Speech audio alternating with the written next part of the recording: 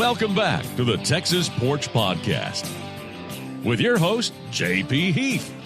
It's your place for Texas talk with a touch of sports. From Cowboys and Astros to barbecue, history, and current events in the greatest state in all the land. Now, let's see who's out on the Texas Porch with JP.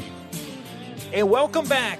I bet you didn't even notice that we were gone. Texas Porch, Texas Talk with a touch of sports. I am JP Heath. My friends and I have a podcast about the greatest state in all the land of Texas.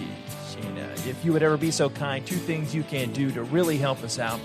If you enjoy the show, if we make you chuckle, if you're entertained, give us a review on Apple Podcasts. 5 stars helps us out.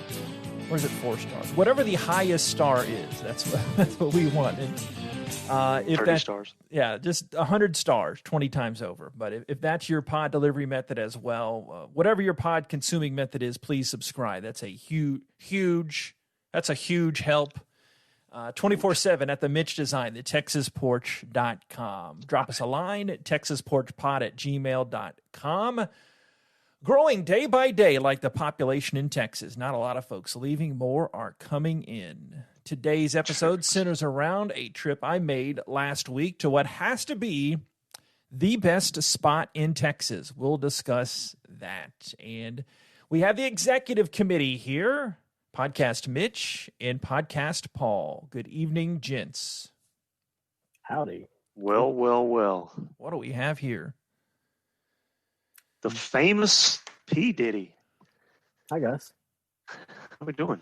Thanks for making, tonight. y'all are both busy. Thanks for making time. You actually have real lives, unlike me, just fiddling around with this fledgling podcast. But care to guess when the last time? First, Mitch, you have the most recent appearance on the show. Care to guess your last appearance? Because I know you do not keep records of such things, but I do. Actually, I like to keep track of streaks, and I consider that a really good streak of mine. And I haven't been on the show for, let's go with 31 days. I don't know the days, but episode 23, Get to Know Mitch. So technically episode 34. We've had a few sandwiched in that were non-named episodes because of my choosing. And Paul, you were last on episode 22, Get to Know Paul. So There you go. Hopefully your podcast... He hasn't had, so he had the Get to Know episodes and then refused to have us on after that. That's pretty much what happened. That's exactly what happened. I'm glad. I'm personally happy, Paul, that you sent him the email we talked about and demanding that we get back on the show. Yeah, so thank JP, what you don't realize is the actual executive committee, the real executive committee, one of us is responsible for all things website. Clearly not me. Yes. The other one of us is responsible for everything else. What everybody thinks that JP does every stinking week is actually happening in Lewisville, Texas, every week. Okay. I mean, I have to turn his microphone on, people. You don't realize that. I'm that high maintenance, yes. So-called radio guy, like I just pretend, but I have to help him. So it's a good thing we're still friends. Be on the air tonight. Yeah, it's a good thing we're still friends. We are all still friends. I just hate bothering you. I truly do. Mitch, I cringe every time I ask Mitch to do something. I know he likes doing it, but Paul, you have like 90-hour work weeks, and here you are fiddling around with this crap right here. But no, I appreciate it. No, this is a respite. It's nice to have a little break and talk to my buddy. It's out on the porch, you know, and when you're out on the porch, you gotta. Absolutely. That was a good one. I am partaking for the first time. It was worth it. Got Ranch Rider recommended to me by a nice young lady in Alpine, Texas. Previously recommended by one P. Diddy of the Texas Porch crew, which I tried that at a Galveston trip that I never documented on the extravaganza, but love Galveston. Took a trip to Big Bend, and we could have any of the guys on the crew to talk about this one, but I picked the executive committee, one, because the aforementioned amount of time it had been a while, but they took a trip with me. I guess we all took the trip together. Y'all didn't take the trip with me a few years back, so you at least have some memories. Hopefully you didn't block all those out from then, but wanted to get away, went to Big Bend, and had a lot of professional things to figure out. Trying to get the future of this dingbat operation off the ground, and I'm not working full time necessarily. So I was like, hey, what a better time to go than now? So before I head in and kind of break up the trip day by day, what did y'all like most about it? Because we went there, I don't think either of us had been when we went, was that summer of 2017. One, there wasn't a worldwide pandemic, but first up, Mitcher, what do you remember now that you liked most about that area of our great state of Texas way back then? Okay, well, you added on that last part of the sentence that changes my answer a little bit, because actually what I remembered the most was probably just hanging, just kind of hanging, talking to you guys. I think my fondest memory of that trip was when we first got to the house, and it was either night when we got there, or that first night we were there hanging out, and we just had like a really cool breeze. It was super, super quiet. The stars were bright. I mean, it was, clearly we had arrived in a different world. So that was my fondest memory. I mean, there's a lot. I still remember, a lot of that trip, from Marfa to the national park to Terlingua. I mean, I don't know. That was all fun. P. Diddy? Yeah, I think just the fact that we had never been there before, for me, it was the only part of Texas that I had not explored and not, have an appreciation for. It was so vast. Like, okay, I've spent time in West Texas. I lived there for a little while. Like, there's some wide open spaces in West Texas, and it's very flat. But out there, it's very flat, and then it's not, like, all of a sudden. So you're just in the midst of total changes. I remember our drive up through the national park with the day we spent the majority there was just the changes in elevation changed the landscape completely just within a few minutes. Because, everything is miles and miles and miles apart. But it's just like you don't even notice because it's just so vast and then it changes. But yeah, just the fact that it was so quiet and so dark at night was just incredible. I mean, it's great. All the things Mitch said too. But just, the hang time and the fact that we had different scenery around us was really cool. Yeah, the ultimate dream is to get all of us with the schedule, and Lamar being a successful, great person, businessman, Mitch too, and Paul in your field, and Kevin not so much, but Josh and I in our East Texas ways. But hey, I say it to his face, Cowboys buddy. I want all of us to go out there one time because after experiencing it with y'all, not to get SG on you, but I liked it so much better with you guys. But this trip reaffirmed that this is my favorite spot in the Lone Star State. I mean, really hands down as far as the topography, what it represents, just what it is. And I broke it up. I left Sunday afternoon and stayed in Temple, had to watch our Cowboys game and record the first episode of the Cowboys post-game podcast with the aforementioned Kevin. But I got up early Monday of that week, did a little math, and I said, self, if I cut it over on 190, dart down through Lampasas because the map was taking me another direction, but I could catch Highway 26 and go to the greatness of Cooper's. Now, Paul, you introduced us first to Cooper's on that trip. I don't think that had been your first stop, but when we first went, I've been once since then with you again. So this is my first Paul-free visit to Cooper's in Llano. I think the original, right? The original pit, or right? Mm-hmm. Okay. Yeah, I believe so. Yeah, I think it's the first one. There's one in Fort Worth as well. And then is there another one somewhere else? Well, that's what confused me because they had one in Junction, which I'll get to that part of the story in a little bit. But it was like some Cooper's Family Feud. It was like the original, not the chain Cooper. So but this is the best Cooper's. But in a theme that I'll talk about later on in the show, I get there and I fear it's closed because I think, okay, mask, worldwide pandemic. Texans are adjusting. The Cooper's has to be open, and I checked on Yelp or on their site, whatever. It was open. So I get there. There's nobody in the parking lot. It's like 11:30. There's like two trucks, and I think, okay, that can't be it because the 2 times we've been before, Paul, and the once all 3 of us together, it was butt to gut, and you could barely find a seat, again, pre-pandemic. But I get in there and it's open. So I just waddle through the line. Paul, a shout out to our previous trip, had me some cobbler, the Paul homemade cobbler, nothing like it, in our previous trip 3 years ago, but an homage to P. Diddy. Had me some cobbler, and Paul had the brisket. Paul's holding my hand in this barbecue renaissance I'm going in my midlife. And had me some brisket, had me some jalapeno sausage, and just ate like a starving convict. And it was amazing. Was trying to kind of stay with the carb-free plan, but I said, screw it. I'm doing it. And just chowed down on some Coopers. So from y'all's recollection, do I overrate Coopers? And I'm not one big on rankings, but I'm saying I looked at one list. I think Texas Monthly had them at number 4. Whenever Daniel Vaughn did his recent rankings, I think in 2017 or 2018, the most recent one. But doesn't that have to be up there? And that was really, I said, well, I'm taking this Texas road trip. I've got to go to one of the landmark barbecue spots. It's in Corey Morrow's song, well, Josh Abbott band, talking about Coopers and Llano there. So our barbecue pitmaster, P. Diddy, would you rank that up there with the best in Texas? Has to be. Yeah, right? absolutely. Yeah, I think it's definitely up there. Their brisket was amazing. I remember their sauce was really incredible too.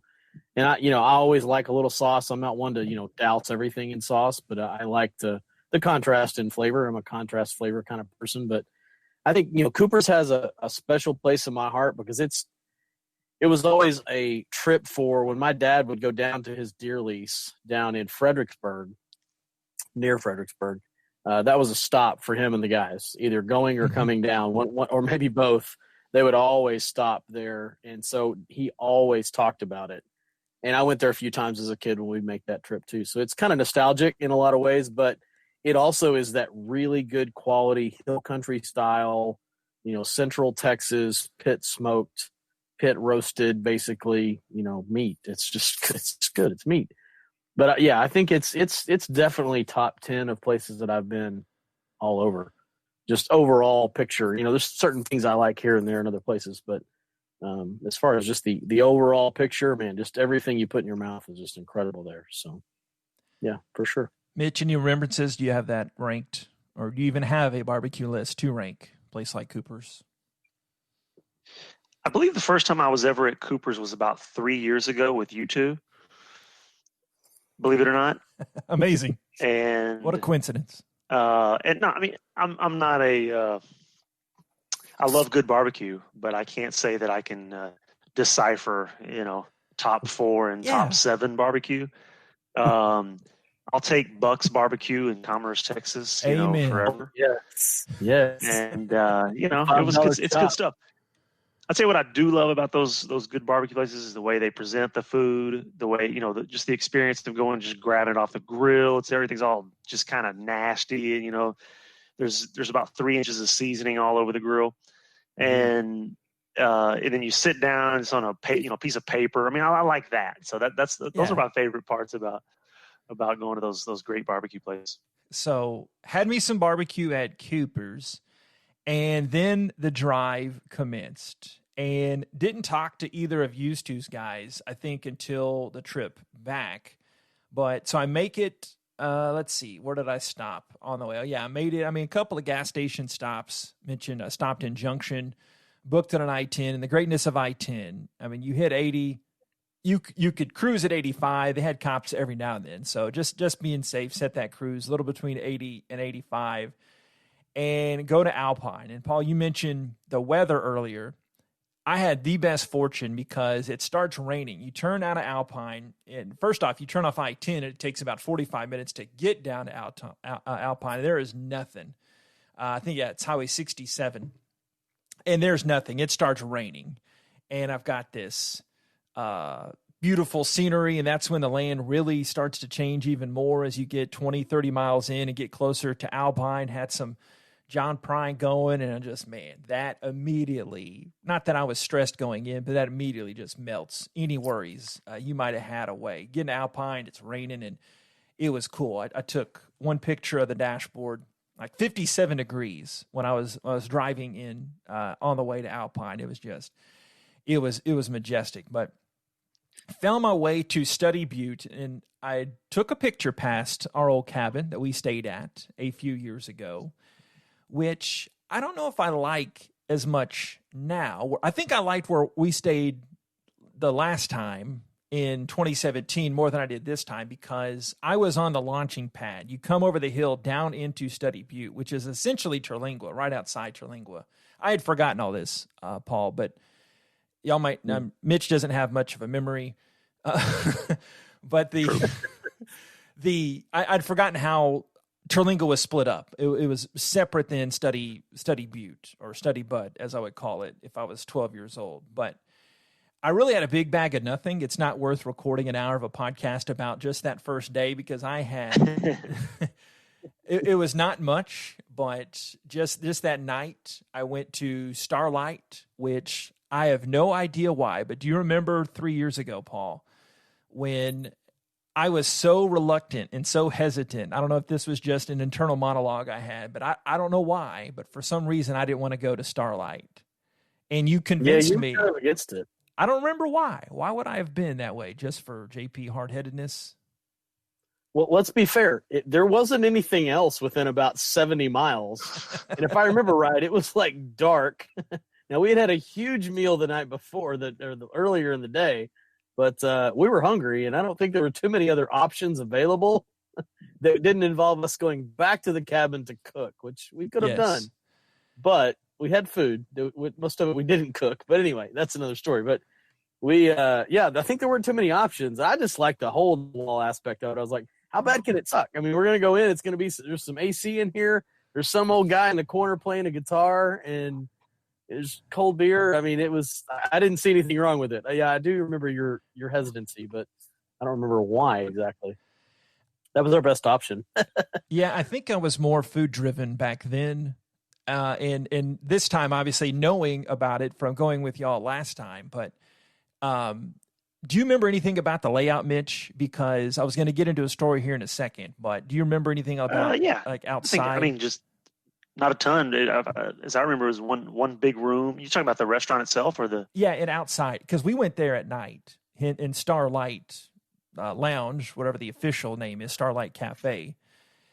Yeah, I don't know. One big room. Outside there were seats with the some weird stools or seats or something. Yes. Yeah. Great. Yeah. Here I am calling you memory boy, and you remember it to a T. They have these bare butt seats, basically, where you're sitting down. It looks like your bare hindquarters are sitting out there as you come out and you see these people. You do a double take. But as you're walking up, I brought a book. Shout out Atomic Habits. Shout out Deep Work, Mitch, our talk on those books, the great James Clear and Cal Newport. So this lady, it's pitch black, right? And this lady comes up, "What are you reading?" Like she's got the Marlboro menthol. You're on that porch? Well, I'm walking up, and you can't see anything. They're like these really faint lights, like 15, 20 feet, like 20-watt bulbs, shining these purple lights down, and you can't see anything. And you just know there are humans out there, like somewhere in this black. But she just pops up, "What are you reading?" I go, nothing you'd like. Nothing interesting. And just moved on by. I learned way back in my waiting tables days, you don't really talk to drunks too much. You have to have a certain kind of dialogue with them. But anyway, the meal was great, and Nerd Boy just spent an hour or so reading in there. But Starlight Cafe, obviously, the local, anybody that goes there will know that already. You don't need my recommendation. So go back, do some more work, all that frilly stuff, being alone with myself. So I wake up. Both of y'all would appreciate this story. That's why you're on the episode. So I wake up the next morning, right at 6. I'm attacking this day. I've got new JP, right? And I look at my phone. I was like, I can see the sunrise. I mean, Captain Obvious, Mark Chapman. It might be obvious, but that far south, the sun rises later, I guess. I don't know. Paul, you're the Boy Scout. And I don't know the curvature of the earth. And it's south. So it'd be a little later. I mean, you're right. What, a third of the way to California? Yeah, pretty much. Yeah, that's true. And I guess west, but Y'all are the smart ones. I'm not. And almost to a different time zone. I mean, Yeah. El Paso is a different time zone. So I wake close. up and I was like, I'm going to go sit out on my tailgate and look and just enjoy God's creation. Because there's this mountain range way off in the distance. And what's beautiful about going out there is you have mountain ranges upon mountain ranges. And then off in the distance, you can see like 40 miles behind that second mountain range and see another one. And so I've got this amazing, I'm getting tingled just thinking about the beauty of it, right? There's this pinkish purple sunrise. And I forget if I think I posted it on the Texas Porch Facebook page. I don't think I sent y'all this specific picture, but I'm looking and I'm like, man, it's great to be alive. God is good. And just looking at this and simultaneously, I'm not crapping you. Right when I think that thought, I hear a woman who turned out to be my suite mate of sorts for the next 3 nights go,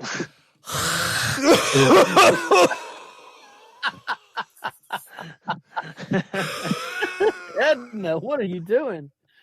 I almost had to give CPR to Edna, my neighbor, in the next house over. The way they rented out my suite or my cabin, it was right next. There's a hardware store, and then there's my cabin. It was cabin number 2B Mountain Cabins. And then there was like a 1997 Chevy Cobalt parked there with the handicap sticker. Well, and that was Edna. And not that I had to have the peace and quiet. I had the fans and stuff to block out that noise from the emphysema, but she would crank up the talk shows. And I'm telling you, she must not have had any hearing, because from about 8:30 until like 10 at night, it was on volume 40 of a 50 volume TV set. So anytime I'd walk out, I'd be hearing Maury Povich. He's not even on anymore, but so that was fun. Was it just Sean Hannity on rerun? Yes, I'm sure it was. Yeah. Oh, subtle shot there. I dig it from the Mitcher.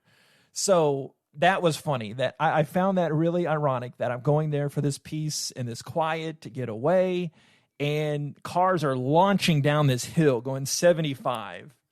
When it was quiet, it was beautiful. Like not having sound around you.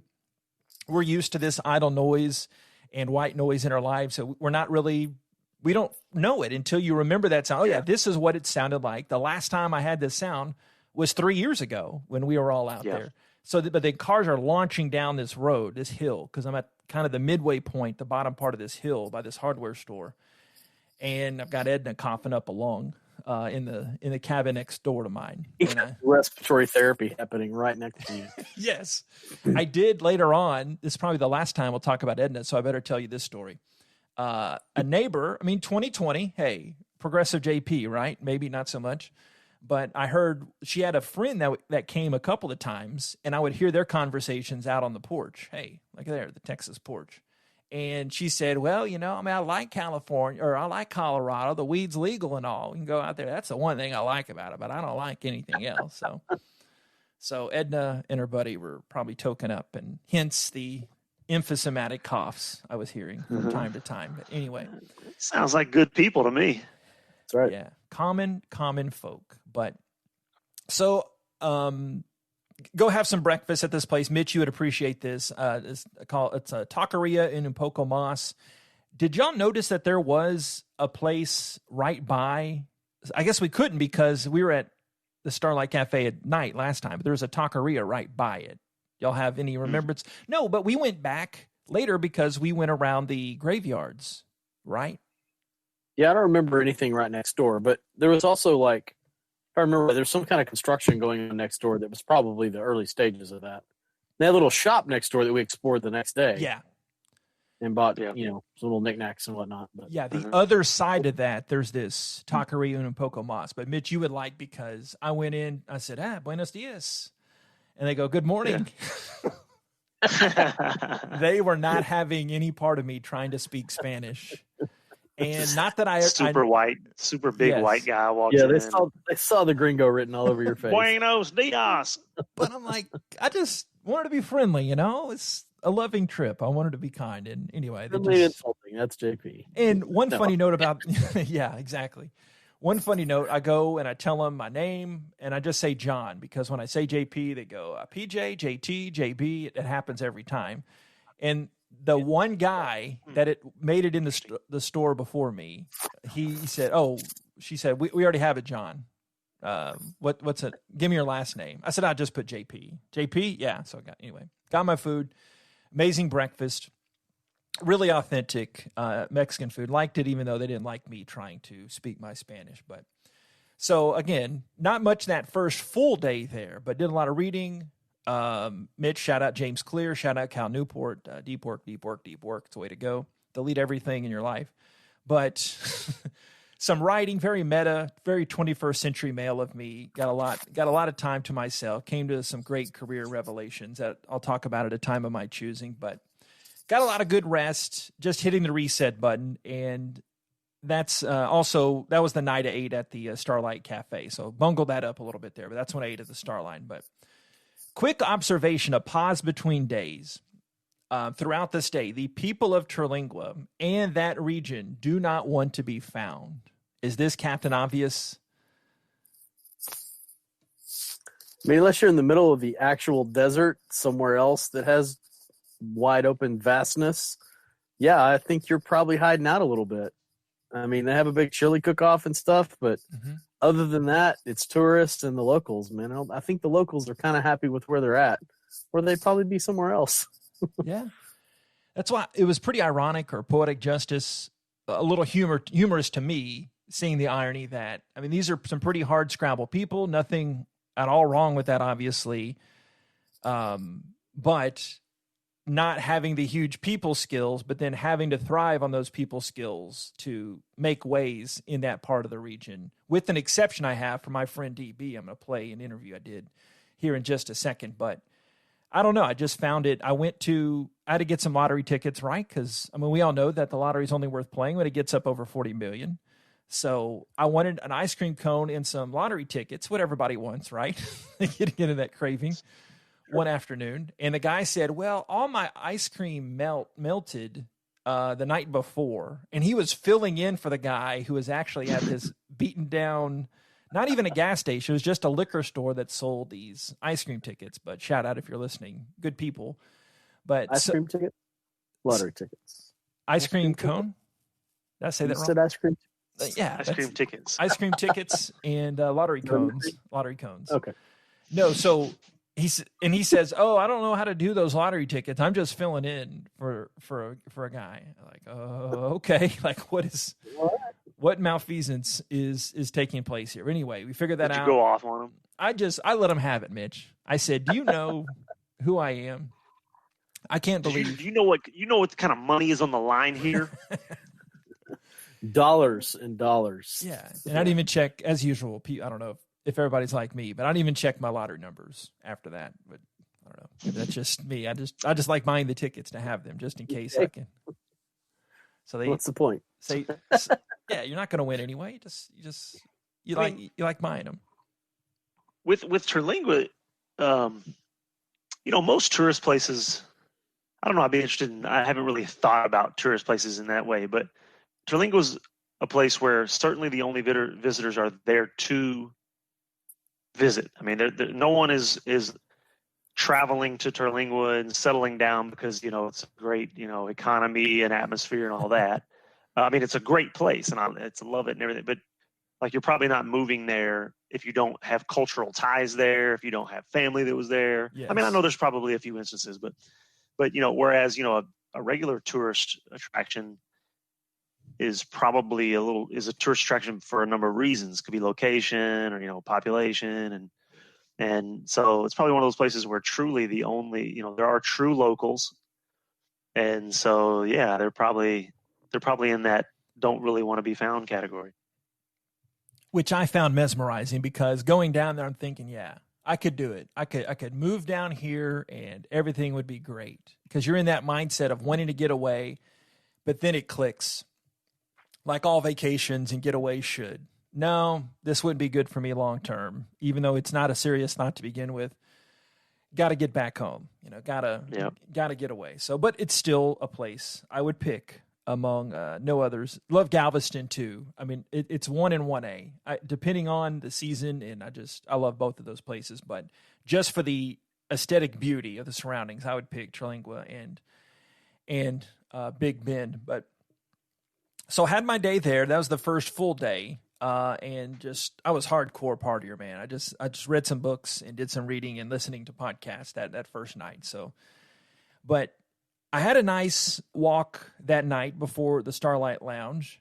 So also experienced that part of nature, but woke up that second full day I was there, and I did the calculation that kind of going to bed, well, if I'm going to go do something, even though this wasn't the reason, I can't come all the way down there. I can't be 30 miles away from Big Bend, the headquarters. It turned out it was really only about 12, less than that really, in the actual park. So I had to enjoy God's creation known as Big Bend, probably our highlight of the state of Texas, as I've said a few times, but really wanted to go to Santa Elena Canyon. And that I was thinking one of y'all would say that. Maybe I think you did say that, Paul. It's been a few minutes ago, but I knew I wanted to go Santa Elena Canyon or the Chisos Mountains, but it's specifically Santa Elena Canyon because I think that is the most beautiful spot in Texas. For those that don't know, you go down this winding, it had to be a 15, maybe 20-mile road, 2-lane road at least. And these other cutouts and where you can take pictures and selfies and even some trails along the way, but you get down there. So, but you go up to the front, you got to check in with the park ranger first and pay your $30. So I said, man, I'm really looking forward to going to Santa Elena Canyon. That's my first stop. I've been, not the reason I came down, but reason I drove here. I was like, I'm going to the Santa Elena Canyon. He goes, no, you're not. I go, okay. So I felt like that scene in Vacation. Sorry, folks, park's closed. Yeah. Grab the gun. You are taking me into this park, Chevy Chase style. No. I was like, oh, okay. He said, there's been flooding, hence the rain I told you about before. He said, if you go down in there, the mud's going to come up to your doors. I took my truck down there. But I didn't finish describing it earlier, but it's so beautiful because you can walk in past this, I don't know, would you call it a brook? But you can walk, it's the Rio Grande part of the low part of the river. You can get across that into Mexico. And there's this massive canyon in front of you, this massive canyon to the right where the river goes and grows, I'm sure. But what is it? About a 100-foot cliff on both sides of that canyon? Oh, yeah. I would think at least, yeah. Probably more. Yeah. I remember that. I remember that well. That was a great. We went there and kind of walked along the little bank there. I think we even got in. Maybe waded through there. Not waded, but held hands. Got in the river.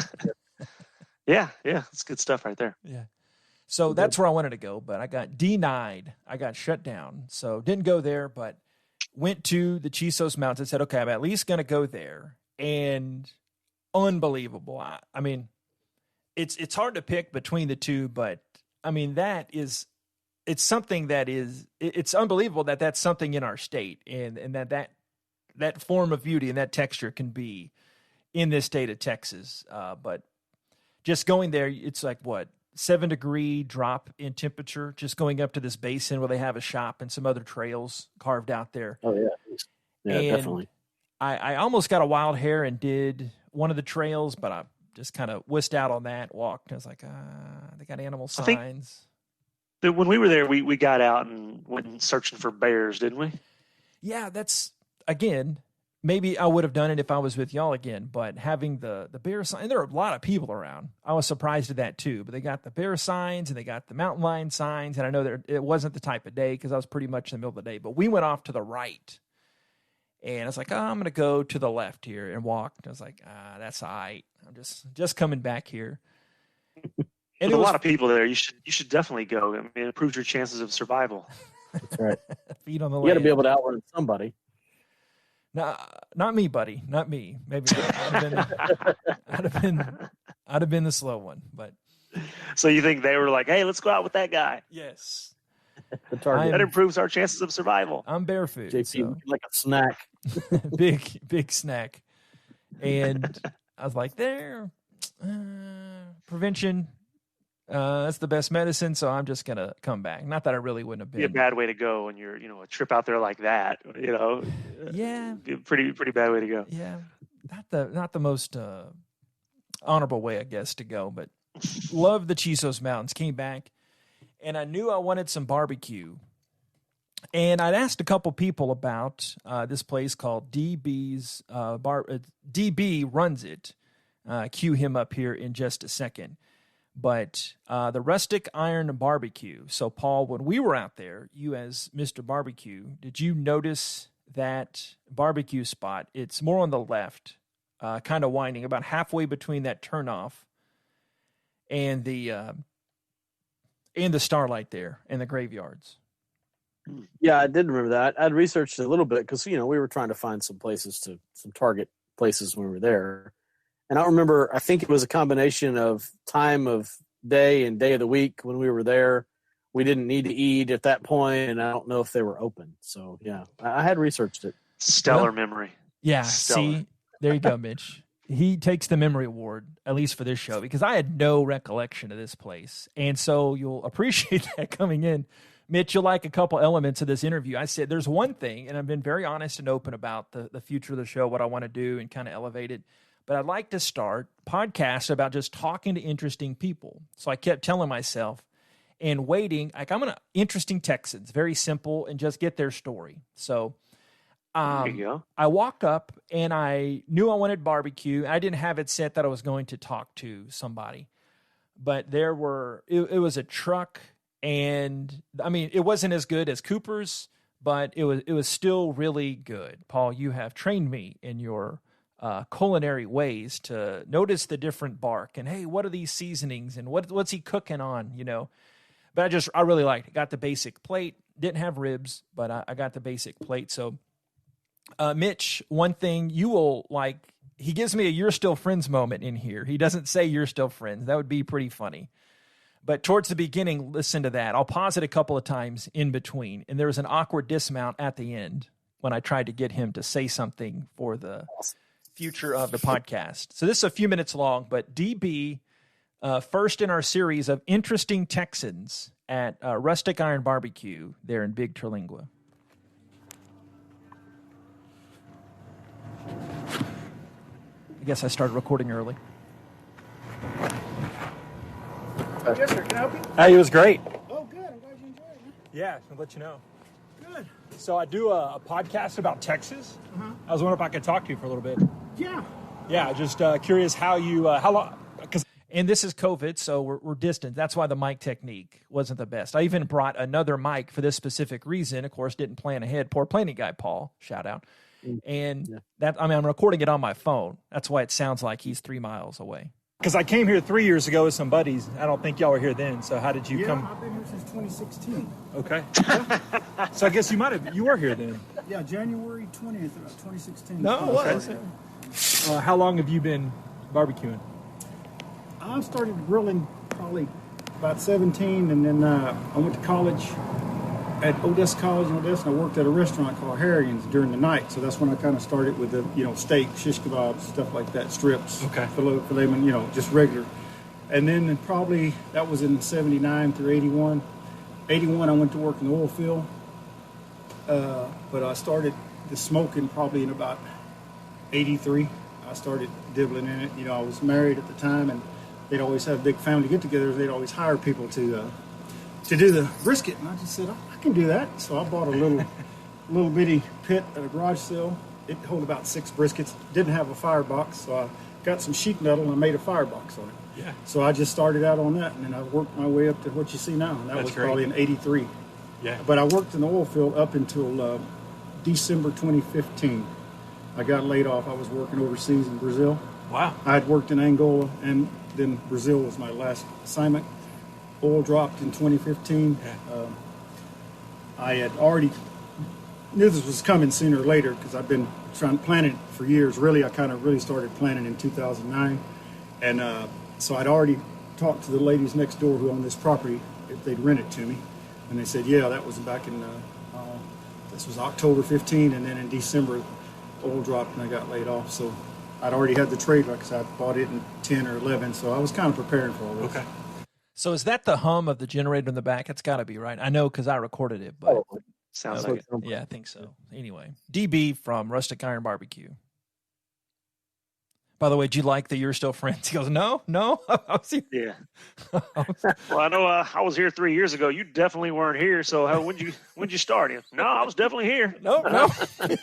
You know what's funny is now that after he said that, I remember like reading about the place, saying that it had been open for about a year when we were there. So now that sounds familiar now. Great. So I'm the jerk. I'm the big jerk. He did. First of all, that guy is super Texan. Yes. Mm-hmm. I mean, and I've got more coming in a second. Go ahead though. Yeah, from being a pit master to working in the oil fields to the accent.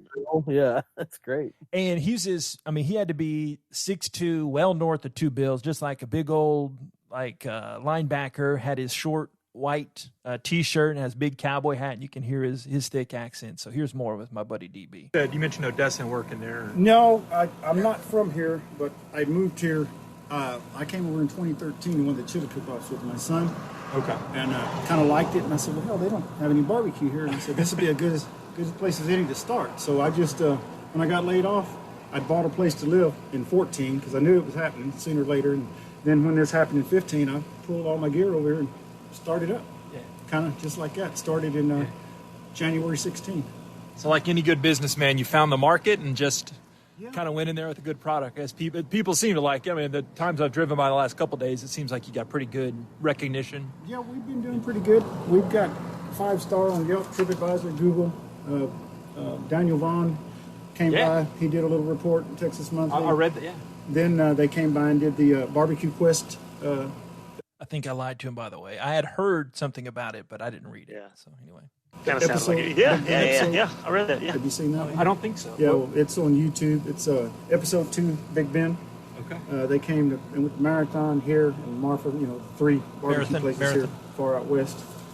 But yeah, it's a one-man show. I do everything myself, so it keeps me on my toes. Yeah, I noticed on the app, I looked on Yelp, it's like, oh, they don't have delivery. I mean, I wasn't expecting delivery, but that'd be as an extra service. But what advice, because I've been thinking about small business-wise and doing some things, like what would you, not just me, but anybody that's, because you told me earlier, that's why I asked that question, that you were thinking about it for long-winded JP here, you think? Just a bit? A little bit, yeah. It's a little broadcast tick I have for some reason. I don't just ask the question. I just have to justify why I'm asking it. It's okay, boss. On the ticket. Here we go. You just have to love what you do. If you don't love it, you might as well forget it. You got to love it. When you get up in the morning, you got to be excited. I love when I start that fire and I just inhale that smoke. I mean, I'm sorry. It's just, I smell like it 24/7. I love it. And you've got to be excited about it, And even on slow days, you got to stay positive. Because here it's not like in a big city where I don't have the 4-hour lines. Well, I do in spring break, but that got cut short. But, there's some days it's not as good. But you just got to know how to gauge and what to make for those hard times. You don't make as much, I know what great barbecue tastes like, which, while I'm talking to you, I really liked it. But what do you cook with? What's the, what kind of wood is it? I guess you're limited. Beggars can't be choosers here in Terlingua. Whatever my supplier has, sometimes it'll be mesquite, sometimes it's a red oak, sometimes it's post oak, which I've got now. Okay. And then it's pecan. So, and then if I got 2 or 3, I'll usually use a mixture of them. So do you have is it mostly tourists? But I'm sure you have your local. Yeah, I saw some guys here earlier. Yeah, we have our locals, but probably the bulk of our business, since this is a tourist town, you've got a state park, national park, and a resort in Lajitas. We get, mostly is tourist business. We couldn't live without tourists. Yeah. I mean, you just couldn't here. I mean, not and survive, because we have the river outfitters, which they depend on tourists 100%. Yeah. And without tourists, they have no river trips. Yeah. And finally, we do some kind of liner. You're DB, right? Yes, sir. So if you don't mind, just say, hey, I'm DB, and give yourself a plug, and I'm listening to the Texas Porch. Hey, guys, I'm DB with DB's Rustic Iron Barbecue here in Terlingua. We've been here since 2016, and we just like to invite everybody out here to try some barbecue. I go out, I look in the mirror in the morning, I try to outdo myself every day, and people said you can't make it any better, but I do. I don't do any frills or thrills or change anything up. My rub is not the normal salt and pepper, garlic. I kind of made a mixture a few years ago, and everybody seems to like it. So you guys come on out, one-man show, try it out. You can be the judge of it. Thanks, man. You bet. Appreciate it. JP. JP, DB, glad to meet you, man. Yeah, thanks, My brother. best buddy, DB. What'd you think about that chemistry there, DB and me? Very The nice. Great DB. Yeah, he did great. He did awesome. He did awesome, right? A guy that is out in the middle of nowhere like that on purpose with a plan, like you said, for almost 10 years in the making, kind of, he knew that something was going to change. He knew he needed a place to land when he was back on U.S. soil, and liked to barbecue, gets up and wants to smell like smoke 24/7. Hey, man, why not? Sign me up. Yeah, exactly. It hit me then. I had this kind of twinkle, and I thought about it really the rest of the day, that he knew that it took 10 years. Because I don't know, people listen, I know I certainly do. A lot of it with this show, you've got things you really want to do. You've got these really big, outlandish goals that seem stupid and crazy to some people, but he did it. And he went out and did it, and he loves it. Like he said, you've got to love what you do. So the first, hopefully. So he had no employees. He was just running it by himself, huh? I think he said, maybe this was off mic, he said some days he has help, but on this day he didn't. And there's just some, common men, construction workers sitting there talking Spanish, and I did not talk Spanish to them, Mitch. You'll be happy with that. I learned my lesson. Right. I learned my lesson at the taqueria. But no, it was just, it was so cool. It was so cool going there. Yeah. I know I'm about to look up, as soon as we're done here, look up this barbecue quest on YouTube. I want to see the story that they did on him. I think I may have seen it now that I say that. It may seem familiar, but pretty cool. Yeah, he is. That's Texas right there. Just doing what he wanted to do and kind of doing his own way. But shout out to DB. Hopefully, in the future of the Texas Porch, we'll have a lot of those interesting Texan interviews. I hope he's ready for the mass of people that come his way now. Do you know we have dozens and dozens that listen, sir, and one of maybe them, one might stop by, and that's one of us when we come back in a few years. But no, good old guy. So how great would it be? All right, so you got to wait. So you got to, if you're listening to this and you happen to go to that restaurant, you've got to tell DB that the Texas Porch sent you. You have to. Please, we got to take the man a shirt. He needs a shirt. They'll give you 10% off your order if JP sent you. Get an extra rib thrown on the plate. The old line. What did you eat? You left that out, big guy. I had the brisket and sausage. Just basic plate. They didn't have ribs, so I had the brisket and the sausage. It wasn't as good as Cooper's, and it wasn't like our great Moberly location that we had a few months ago on our road trip that we recapped our last chat, Paul, but it was still really, really good. I wasn't expecting it to be that great barbecue. I think that came out the right way. But so later on, we know at this point of the trip, I was scarfing down everything in sight, but I went that night to Rio Bravo Mexican restaurant. Started getting cooler, so I had this. The place was full, and they only allowed so many people anyway because of this nice pandemic. But chowed down on some green chicken enchiladas. Had this mountain view, just really good. Read me some James Clear, Mitch. Greatness of James Clear. But Atomic Habits, by the way. That's the book that James Clear wrote. I'm in awe of Mitch for finishing this book. I can't wait. I'm trying to read 2 books at once, which I started down there, but I haven't been able to juggle. So, but my brain hurt. There, as a lot of us Texans are wont to do, struck up a conversation with a guy from Wimberley. That was just fun. He and his wife were there. They're driving and taking in the sights and going up to Marfa and going to do the Davis Mountains and the observatory and all that good stuff, and over to Alpine too. But so that was basically it. I got up did a little more work that night, got up the next morning. I had a passing thought about extending the trip by another day because I had so much barbecue. DB had pumped me up so much, had Cooper's on the way there. I was like, I think I'm a little meat hungover, the meat sweats, maybe the combination getting some homesick too, but left at 11 a.m. from Terlingua and rolled into the East Texas driveway with multiple conversations with you guys along the way at 11:30. So it was about 12 hours. I could have made, straight. And that was not, that's rough. Stopped and ate a couple times and just stretched and wasn't in a huge hurry to get back, but I knew I didn't want to. Buddies. Yes. That's rough with a friend in the car. Yes. Especially by yourself. Yeah, a lot of podcasts, a lot of satellite radio to listen to, and I did it. And that's one of the things I wanted to do going out there is just get alone. What's the John Prine line? What's the Clay Pigeons line, Mitch? Lay pigeons, yeah. What? Get along with it all. Oh yeah. Build me a castle of memories. I guess that's. I don't know. You have to, I can't really recite them on. Come on, man. You're my John Prine command. expert. But yeah, that's a great Blaze Foley song that John Prine perfected. All right, so y'all judge me. How was it? I think for being a solo trip, you're not going to have the memories of hanging out with a bunch of guys, but I think I made the most of it, considering it was partly a working and trip of solitude anyway. But did I make the most of it? Did I squeeze the marrow out, to quote some poet that I can't remember his name right now? Yeah, I think you did, man. You squeezed in as much as you could. Sounds like, yeah, for sure. I mean, I've been on, short solo trips like that too, where it's kind of like, all right, I'm here now. What do I do? I had these things I wanted to do. I kind of did them already. And, now what else do I stumble on? And, it usually works out pretty well. But I think you made the most of it. Sounds like a good trip. Sounds like it to me. I'm just envious. I told you before that this, Yeah. I mean, what a great, just a contemplative, solitary, especially if that's the reason. Like if you go out there and, someone stood you up, well, that maybe changes the dials a little bit.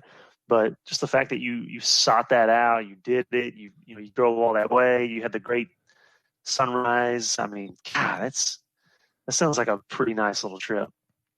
Yeah, and thank you. That was the point of it going out there is not necessarily, and I kind of realized that at the destination, the journey, and I realized that going down there, I was like, you know what, I've got a lot figured out already, and I didn't have to come to these huge revelations and epiphanies of, I don't even know what this means, Mitch, but I don't know, a guy sitting in a rainstorm at an ALDS game against the Yankees and the Rangers. That's the moment Mitch and I always hark back on. Wasn't that it, right? The guy was sitting. Yeah, just to clarify that visual. So there's a rain delay at a Rangers game, and Playoff everyone game. scurries to the to the tunnel to get out of the rain, except for this one dude who's sitting on row 15 of the bleacher seats out in the outfield or something, and he's just sitting there with no umbrella, and the rain is just pouring down, and he's just kind of looking at his feet, and that was the essence of an epiphany, at least to us. And so that's the picture I always get in my head when I think, someone's having, an epiphany. So yeah, like a life altering moment. That guy at that time during that 1998 ALDS rain delay against the Yankees, he was figuring out life. And yeah, he figured something out in those minutes right there. We all should be so lucky. All right, it's what the fans come for, gents. Now it's time for this week. Oh, we've got to play the sounder, don't we? Don't we have to play the new sounder? Indeed. Paul, Mitch has heard the sounder already. Uh-oh. This week in Texas sports and history. September 22nd, gents, on this day in Texas history, Astros shortstop Carlos Correa was born in Ponce, Puerto Rico.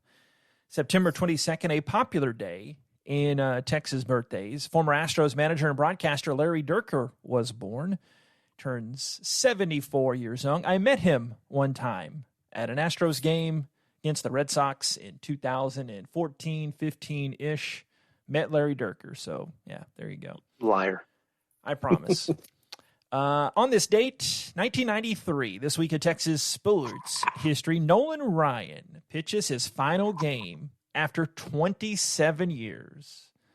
Jeez. 807 appearances, 5,714 strikeouts, 324 wins, and 7 no-hitters, and 1 beatdown of Robin Ventura when he didn't want to mess with Texas. Yeah. Goodness, still on September 22nd. I guess I should know I put these together. But, Paul, you'll appreciate this one. You mentioned Fredericksburg earlier. I believe we've gone here. September 22nd, 1964, the Nimitz Museum in Fredericksburg bought the Nimitz Hotel. This unique building was built in the late 1840s, early 1850s. Charles H. Nimitz, grandfather of Admiral Nimitz, bought it in 1855. Hotel was remodeled many times. Remarkable steamboat superstructure was added sometime after 1888, in case you were wondering. But the Admiral Nimitz Museum, now part of the National Museum of the Pacific War, a 7-acre site dedicated to retelling the story of the World War II in the Pacific Theater. That's a unique Texas spot. People have to go there if they've never been to Fredericksburg. That's worth the trip alone, going there. Absolutely. Yeah. As if Fredericksburg doesn't have enough going for it, that is a really, really cool piece of history. And, that man was incredibly vital to the whole Pacific War campaign. There's no doubt. And if you don't come away from that place with a greater respect of what he did and what that time was like, clearly not just him, but those serving with him, pretty cool. Couple sports notes. September 23rd, 2011, the Texas Rangers clinched the American League West, I believe, for the last time. Well, maybe not ever, but at least the most recent time. September 23rd, 1986, Astros rookie starter Jim Deshaies sets a major league record by striking out the first 8 batters that he faces. Did not know that. September 24th of 1946, Temple native Mean Joe Green was born. So he turned 74 years young as well. Went to North Texas State at that time, part of the Steel Curtain defense. Won all those titles up in Pittsburgh country. September 25th, 1986, more big sports. September 25th, 1986, the Astros clinch the National League West when Mike Scott no-hits the San Francisco Giants 2-0. So how about this? September 25th, 1867, legendary cattleman Oliver Loving died of gangrene at Fort Sumner, New Mexico. Loving was born in Kentucky, came to Texas as fast as he could, at least when he was 31. But by 1855, he had moved to the future Palo Pinto County. This is where the story gets crazy. He ran a country store, ranched. 1866, having heard about the probable need for cattle in Fort Sumner, New Mexico, there were 8,000 Indians. They had settled on a reservation. So Loving gathered a herd, combined it with that of a guy named Charles Goodnight, began a long drive to the fort. Their route later became known as the Goodnight-Loving Trail, although it had been used by other cattlemen before. But spring of 1867, the partners began a new drive on which Loving received his fatal wound in an Indian attack. Before Loving died, Goodnight assured him that his wish to be buried in Texas would be carried out. After a temporary burial at Fort Sumner, while Goodnight drove the herd on to Colorado, Goodnight had Loving's body exhumed and carried home. Stories differ as to who accompanied his body back to Weatherford, but he was reburied there in Greenwood Cemetery March 4th of 1868. Anything to get back to Texas. Texas. That's a good Texas story. Right. Texas. Broadcasting, September 25th, 1922, the Blowtorch, WOI, San Antonio, the first radio station in South Texas, began broadcasting. Have you heard Nolan Ryan? He did something big this week in Texas sports history as well. Alvin native Astros pitcher Nolan Ryan, September 26, 1981, became the first pitcher to throw 5 no-hitters, breaking a tie with Sandy Koufax. 20 years before that, September 26, 1961, former Ranger third baseman Steve Buechele was born. Turns 59 this week in Texas sports history. Do you know the trivia? Not really trivia, I suppose, but where does Steve Buechele hold a place close to my Rangers sports heart? Mitch, Paul, any guesses? You mean like a specific memory? Yeah, I think I've shared this. I don't think on air, but out of y'all two, I think y'all might. Steve Buechele got traded to the Cubs, and I cried. That's your first sports cry? Yeah, it probably was. I mean, because it would have been 89-ish, but I was like 11. I was like 10, or I don't think I was 9. I think I was double digits. That's fantastic. It was hard. It was post Bodark Bash, soiling my pants episode, but I don't know if y'all heard that episode. Did y'all hear that, or y'all know that story? Yeah. Anyway, yeah. September 26, 1968, Aggies baseball coach Rob Childress was born. Good old Gilmer guy. Got his master's at old ETSU. Let's see. How about this? We're all for equality on the show. September 27th, 1956, maybe the greatest female athlete of all time, Mildred Babe Zaharias, died in Galveston. Born in Port Arthur, played semi-pro basketball with the Golden Cyclones while employed by an insurance company in Dallas. She was an all-around track and field star in the 1932 AAU championships, broke 4 world records there. In the 32 Olympics, she set 3 world records. Turned to golf in 1933, won the Texas Women's Amateur Golf Championship before being ruled ineligible as an amateur. Then helped found the LPGA, still around today. Was their leading money winner but in the late 40s, early 50s. Had a cancer operation in the 50s. Went on to win 5 more tournaments. Also played for cancer benefit tournaments. Established the Babe Zaharias Trophy to honor outstanding women athletes. She was 45, though, when she died. She is buried down in Beaumont. Got to be the best female athlete, one of them of all time, but definitely in the state of Texas. Goodness. How about backed this? in a lot, 45 years. Yeah, that's when moments like that I'm remembering. I really haven't accomplished that much when she has done this. Yeah, that's what I was thinking when you were rattling off her accomplishments. Huh. Okay. All right. I got a podcast. Did you ever do that? Built a website for a podcast. Yeah, you built a website for that. Successful podcast. A podcast, sometimes. Every now and then. How about this? This will make your sports pants crazy. September 22nd, 1996, gents. The Texas Rangers clinched the AL West for the first time ever. The Oakland A's have beaten the Seattle Mariners, and Right, Mark Holt says it happened. See how the Rangers react to this. They don't know what to do. They're looking up. They're about ready to flip up the final out there. The moment, not quite the anticipated moment for the crowd, but it is a moment. So as with everything in Texas Rangers history, it's awkward or cruel. In this case, awkward. They get their first AL West title by another team losing, but it's the Rangers, man. Gotta love them red-shoed Rangers. September 27th, 1948, WBAP Fort Worth became the first television station in Texas, and indeed the whole South, to go on air, carrying a speech by President Harry Truman. September 29th, 1864, Milton Holland of the 5th United States Colored Troops earned the Medal of Honor. It's amazing. Earned the Medal of Honor for action at Chaffin's Farm and New Market Heights, Virginia. He was born a slave, either Carthage or Austin, historians say, in 1844. After enlisting in the United States Army in 1863, rose to the rank of regiment sergeant major, led his regiment after all its white officers were either wounded or killed, received the Medal of Honor April of 1865, and was mustered out of the service September 20th of that year. A great Texan, Milton Holland. How about that? Great little vignettes you have on this week in Texas sports. I'm not history. I'm not a smart man, so all this stuff is interesting to me.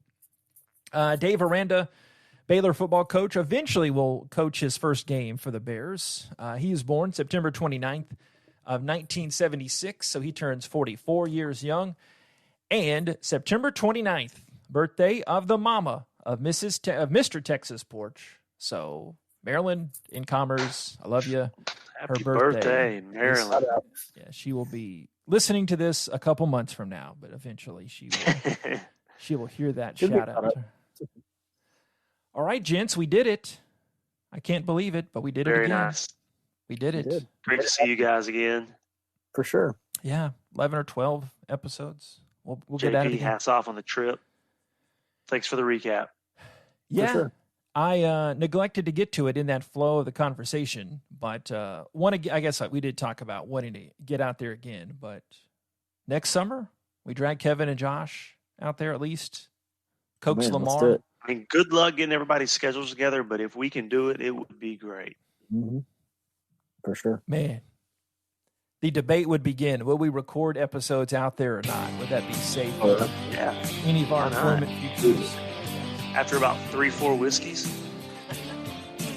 It hits different out there. It's the air's thinner, something. Yeah, the altitude. Absolutely. All right, boys. Thank you much. All right. Peace. Gracias. That means thank you, Mitch. I appreciate it. Buenos dias. I appreciate you. Remember to shoot us a subscribe. That's a big help. 24/7 at the Mitch Design, TheTexasPorch.com. Have a great day or night. God bless you. God bless Texas. Remember to be kind always. Don't take yourself too seriously. Big tobacco kills. We'll talk to you next time out here on the Texas Porch. Sports. Meow. Is that Ferdinand? Donald Trump he is the best president we've ever had. I was about 10 years old, and I crapped my pants in the Boat Ark Bash.